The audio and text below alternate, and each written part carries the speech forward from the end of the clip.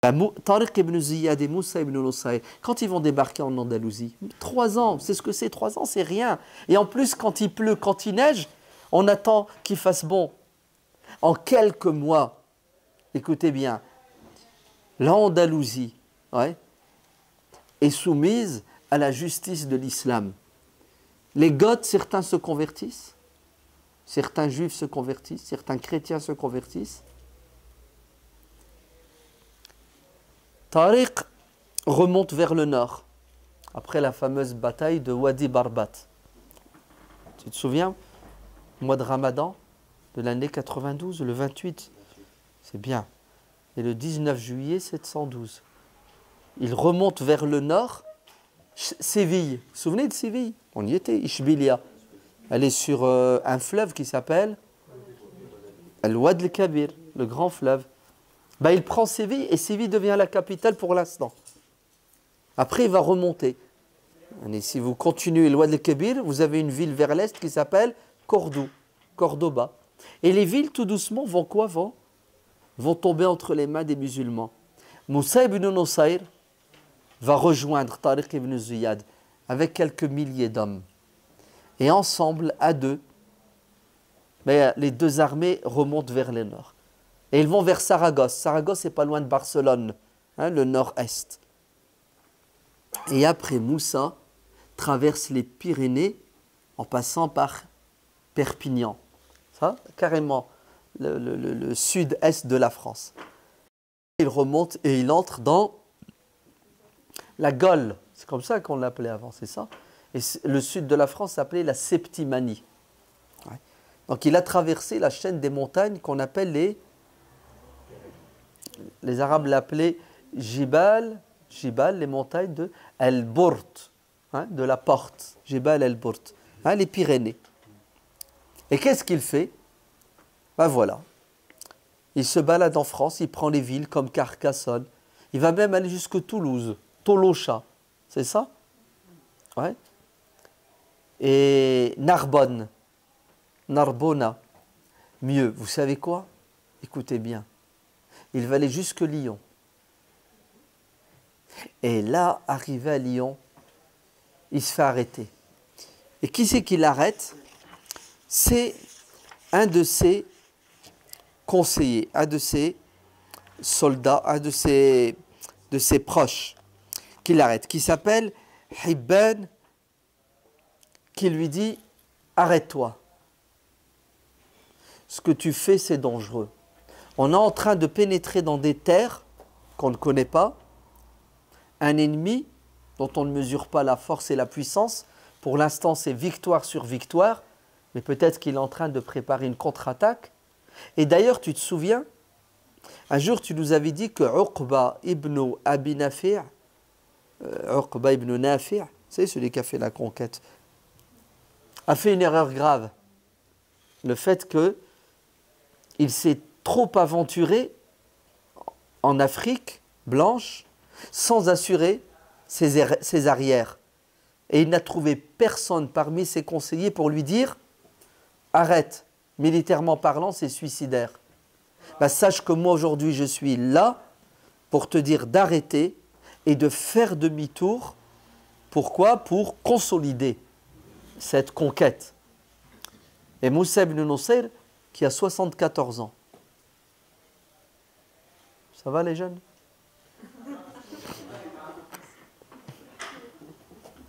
74 ans.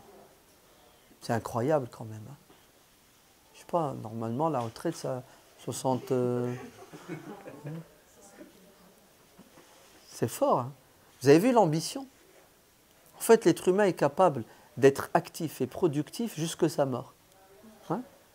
La retraite, je veux bien, mais bon, tant que tu peux faire le bien, fais-le. Ouais. Rien de pire si ce n'est que d'arrêter un être humain dans une activité. C'est suicidaire. Hein. Tu prends des êtres humains, tu les mets dans des cages, des mouroirs, tu leur dis attendez là la mort. Ouais. C'est dangereux, c'est pas bon. Il faut que les personnes âgées soient quoi? Soient actives à la mesure de leur capacité. Mais il ne faut pas les arrêter.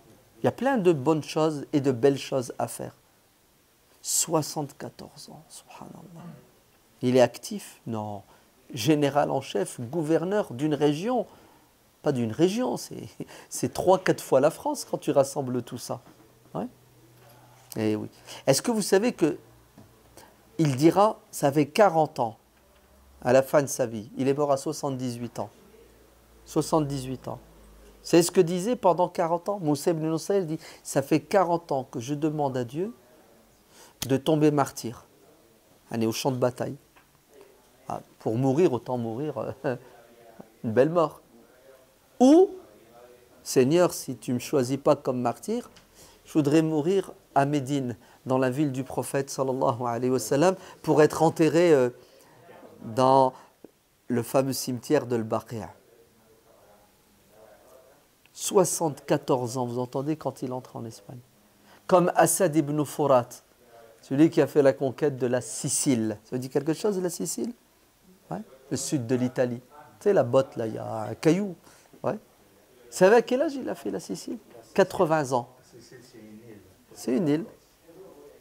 80 ans. Vous entendez? 80 ans. Assad ibn Furat. Youssouf ibn Tashfin, on verra, on parlera de lui. Quand il entre en Espagne, en Andalousie, pour sauver les musulmans, il a 80 ans. Et oui. Et des exemples comme ça, on en a beaucoup. Hein. Oui, la foi, la volonté déplace les montagnes. D'accord? Bon, il faut entretenir son physique quand même. Hein. La machine, hein, la mécanique, il faut la surveiller. C'est pour ça, faites attention à la malbouffe. Ouais. D'accord? Parce qu'elle tue, elle détruit. Mais en tout cas, le prophète, sallallahu alayhi wa sallam, a dit, le croyant fort est préférable, c'est ça, aux yeux de Dieu, que le croyant faible. Bon, ils ont tous les deux des qualités, hein, mais autant être fort dans tous les sens du terme. Donc, qu'est-ce que va faire Moussa ibn Nusayr grâce à Hibban? Il va faire demi-tour en sachant que là où il passait, vous savez ce qu'il faisait? Ben, il construisait des mosquées. Et oui, c'était une sunna chez les musulmans. Faire des mosquées qui deviennent en fait des phares, ouais, qui rappellent l'islam est là à travers des structures. Et dans l'armée de Moussa ibn Nusayr, il y avait un compagnon du prophète, un seul. Et il y avait pas mal de tabi'in. Et le prophète sallallahu alayhi wa sallam a dit, dans un hadith authentique, vous allez faire des conquêtes et tant qu'il y aura parmi vous des gens qui m'ont vu, vous aurez la victoire. Et vous ferez des conquêtes et tant qu'il y aura parmi vous des gens qui ont vu ceux qui m'ont vu, vous aurez la victoire. Et vous ferez des conquêtes et tant qu'il y aura parmi vous des gens qui ont vu ceux qui m'ont vu, qui ont vu ceux qui m'ont vu, vous aurez la victoire et après débrouillez-vous. D'accord? C'est-à-dire la présence de certaines personnes telles les sahaba, les tabi'in, etc. a un impact. D'accord? Parce que justement, un homme en valait 100, 1000. D'accord? Tellement ils étaient pieux, tellement ils étaient intelligents et tellement ils étaient forts. Moussa revient, Tariq, ils se rejoignent, ils remontent encore vers le nord-ouest, ouais, la Galice, etc. Et puis voilà qu'un émissaire, un envoyé du calife, Omeyyad, Al-Walid ibn Abd al-Malik, arrive avec une convocation où le calife Omeyyad demande à Moussa et à Tariq d'arrêter leur avancée et de faire demi-tour et de quitter l'Andalousie. Oui. Vous savez pourquoi? Trop risqué. C'est trop dangereux. Vous jouez avec la vie de milliers de soldats. En fait, Moussa et Tariq sont confiants parce qu'ils sont sur le terrain. Entre ce que Moussa et Tariq voient, vivent, et les ambitions qu'ils ont, et le calife qui est à 10 000 km, il y a une différence. Là-bas, on joue la prudence, on a peut-être d'autres priorités. On sent qu'ici, il y a quoi? Il y a un petit dysfonctionnement. Qu'est-ce que va faire Moussa ibn Nusayr? Ben, il ne va pas répondre à la convocation, il va demander à l'émissaire de patienter et d'attendre pour qu'il finisse encore un peu la conquête. 6 mois plus tard, le calife ne voyant pas arriver ses généraux, il envoie un deuxième, où il le somme de manière obligatoire de rentrer pour rendre des comptes.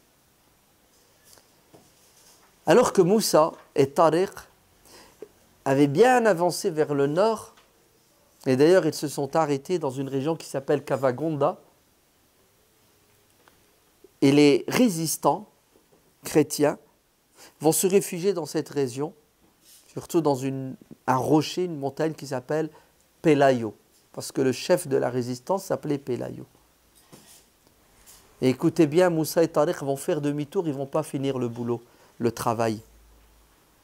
Et la résistance, que les chrétiens appelleront la Reconquista, la reconquête, elle commencera de cet endroit, de cette région du nord qui n'a pas été conquise comme il se doit. Tariq et Moussa vont faire demi-tour et aller à Damas pour rendre des comptes. Bien entendu, Moussa laisse quelqu'un gérer à sa place.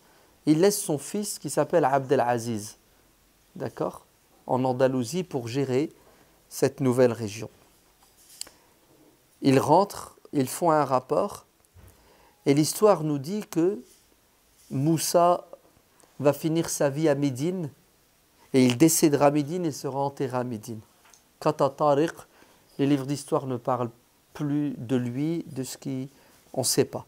Allahu alam. Mais en tout cas, on est sûr d'une chose, c'est que ces deux personnages ont fait quelque chose d'extraordinaire. Ils ont même réalisé un miracle, une prouesse militaire, une prouesse civilisationnelle.